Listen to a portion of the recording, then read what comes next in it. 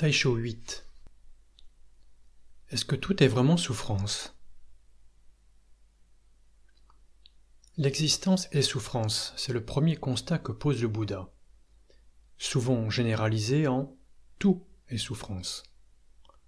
Il est en effet illusoire de vouloir trouver dans la vie un bonheur permanent, et le Bouddha de poursuivre son diagnostic.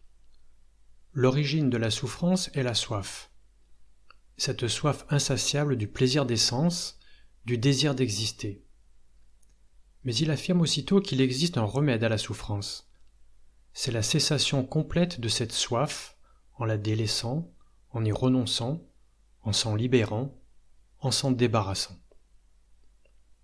Cela ne signifie pas évidemment la fin objective de la vieillesse, de la maladie et de la mort, mais la capacité que peut acquérir l'individu de les traverser comme des éléments inhérents au fait d'exister, qui ne sont plus source de violence émotionnelle. Il s'agit de digérer l'existence par la différenciation entre notre nature propre et ce que nous pensons être en surface. La pratique du bouddhisme n'est pas une technique spirituelle qui permet quelque développement personnel par un réaménagement plus économique de nos tendances égoïstes. Elle invite le pratiquant à envisager une perspective non dualiste, ce qui, pour un occidental, constitue une remise en question. La proposition est à la fois de ne pas élaborer un système de valeurs entre corps et esprit, de voir leur totale unité, mais aussi de différencier les composants humains. Une expérience est réalisée, qui est comprise et devient connaissance. Le postulat « tout est souffrance » est la négation du message bouddhique, le nivellement que propose le tout, la permanence et la stabilité que suggère le « et la focalisation sur un seul concept, la souffrance, font de cette proposition une hérésie. Le tout est souffrance a été rejeté par le Bouddha lui-même, qui dénonçait l'erreur des nihilistes qui considéraient la vie comme entachée du malheur, niaient la valeur intrinsèque du phénomène vivant et préféraient quelquefois la mort à l'existence. La vision du Bouddha est également au-delà des vues sentimentales, pessimistes ou optimistes, et l'idée de bonheur, comme nous l'entendons maintenant, ne fait pas partie de son enseignement. L'origine de la souffrance n'est pas non plus la soif de vivre, c'est-à-dire le désir comme énergie vitale, mais l'avidité. La soif qui peut devenir insatiable et conduire l'homme à la dépendance, à une attitude prédatrice pour obtenir ce qu'il désire.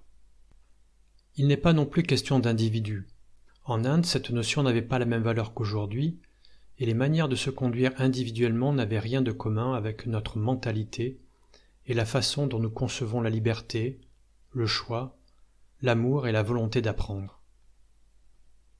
La première chose qui permet de vérifier un authentique enseignement bouddhiste est de voir si celui-ci intègre non pas une seule notion de l'enseignement originel, comme ici la notion de souffrance, mais la totalité des notions de base. Nous devons comprendre son enseignement de manière globale et quasiment systémique.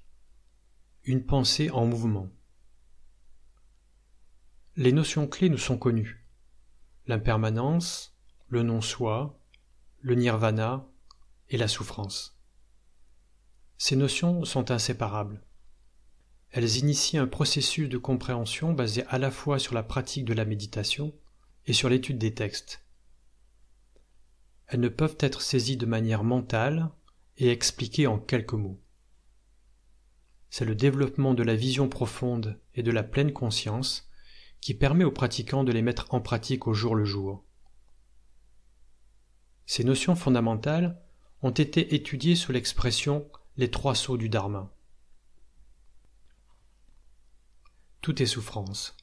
Cette assertion s'appuie sur la première des nobles vérités. À ce propos, Thich Nhat Hanh précise qu'en chinois, le mot vérité utilise deux caractères, monde et roi. Cela signifie que ce qui nous fait souffrir devient noble dès qu'on le regarde depuis le point de vue du Bouddha. Le retournement est donc possible. Cette expérience unique est une chance d'apprendre pour celui qui la traverse de manière éveillée. vivre une vie humaine n'est pas une catastrophe. Au contraire, il est possible de transformer ce qui paraît mortel en compréhension éclairée. Parfois, à divers degrés, nous expérimentons la souffrance, dukkha. Cela ne signifie donc pas que tout est souffrance. L'expérience de la souffrance est un fait commun à tous les hommes qui vivent dans une certaine ignorance de leur nature propre.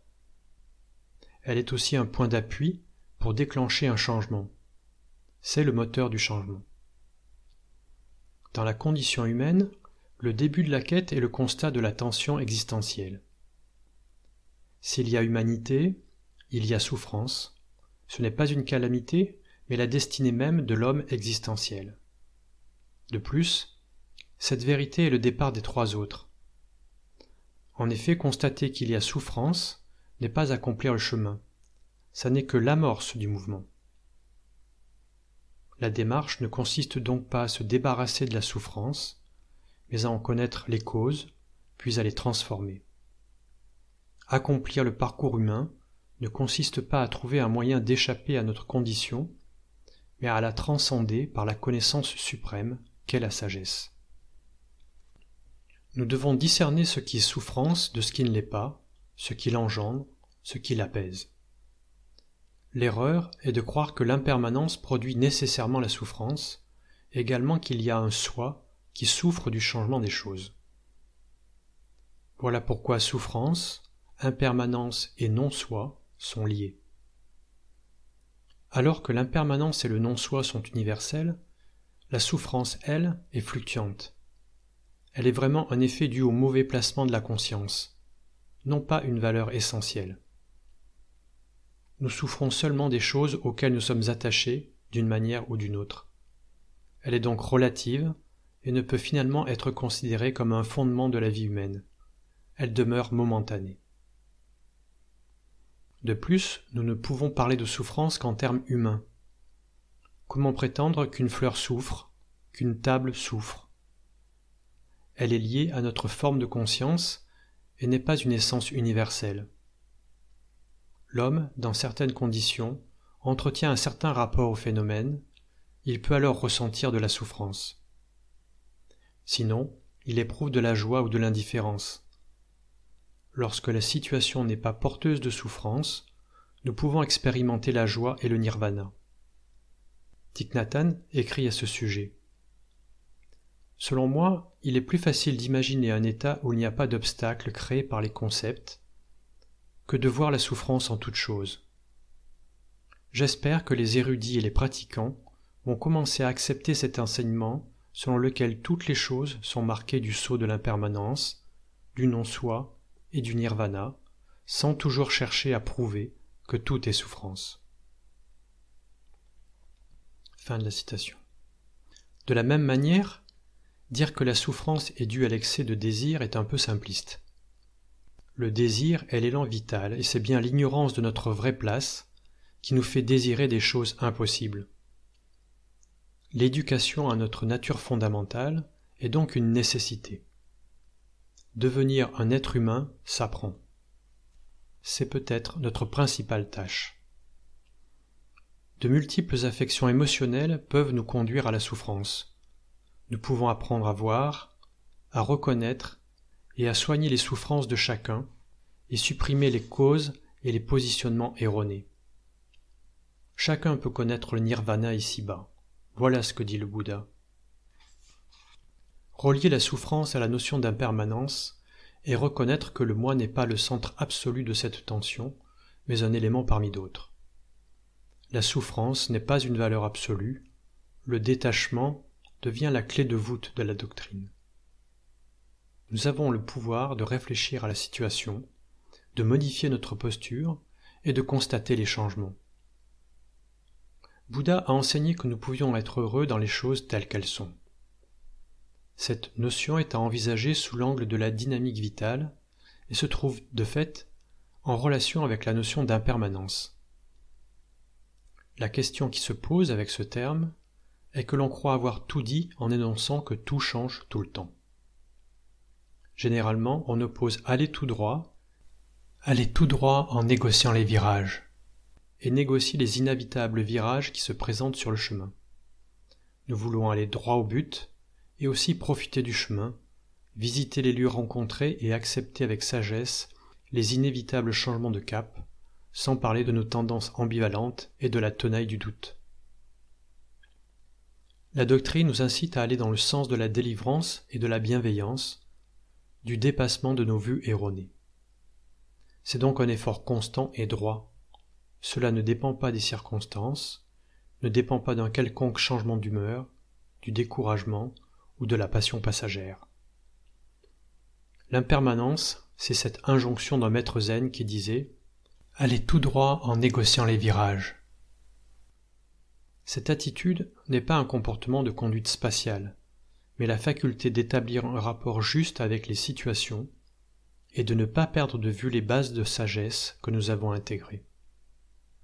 L'impermanence, nous la vivons de manière active. C'est une posture qui fait de nous des êtres souples, mais décidés. Nous maintenons une résolution profonde, mais nous n'avons pas de forme prédéfinie pour accomplir ce dessein. Nous ne sommes pas résignés lorsque la situation est difficile, et cherchons à voir comment il est encore possible d'avancer sur le chemin. Jamais déroutés, nous jouons avec l'impermanence, hors de nous et en nous. Ainsi, ce qui est imprévisible ne nous fait pas mal, nous y étions préparés, nous l'accueillons dans un état d'esprit malléable. Le pratiquant du zen s'enracine dans sa détermination comme le chêne de la fable, mais se ploie au gré des circonstances, avec souplesse et bonne humeur comme le roseau. Impliqué dans chaque action, le détachement n'est pas une distance salutaire dans le sens où nous dominerions la situation.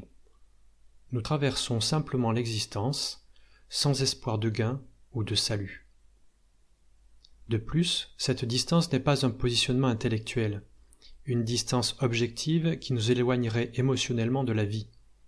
C'est une posture pleinement impliquée, difficile à maintenir et qui ne nous rend pas différents des autres. Notre énergie est inépuisable et nous acceptons pleinement notre humanité. Les trois trésors du Dharma que nous venons d'étudier, l'impermanence, le non-soi et le nirvana, sont donc la réponse du Bouddha aux concepts et aux sentiments pessimistes.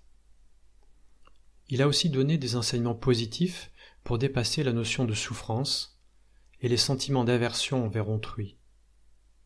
Ils sont résumés par le mot inclusivité, c'est-à-dire la capacité à appréhender les autres et les situations depuis une intériorité ouverte et bienveillante. C'est la sagesse de l'égalité. Voir les autres sans fabriquer d'échelle de valeur. Ne pas être conduit par ses intérêts du moment, ses idéaux, son besoin d'auto-valorisation. Ne pas être possessif, souhaiter le développement de l'autre, mais aussi se mettre dans sa peau lorsque nos points de vue divergent. Ainsi, le Bouddha rappelle dans de nombreux sutras que les trois trésors du Dharma et les 4 états illimités sont les outils qui permettent de ne pas sombrer dans la souffrance ordinaire. Thich Nhat Hanh écrit ceci. Imaginez une réunion où chacun camperait sur ses opinions et serait en désaccord avec tout le monde. Une fois la réunion terminée, vous êtes épuisé par toutes ces idées et ces discussions. Vous ouvrez la porte pour aller dans le jardin, où l'air est frais, les oiseaux chantent et le vent souffle dans les arbres.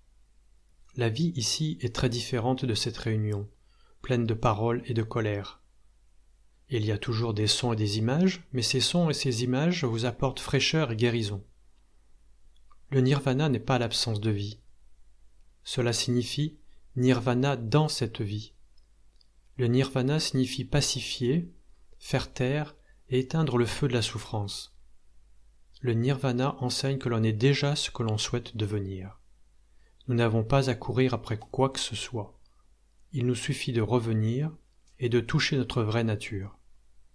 Nous connaîtrons alors une paix et une joie authentiques.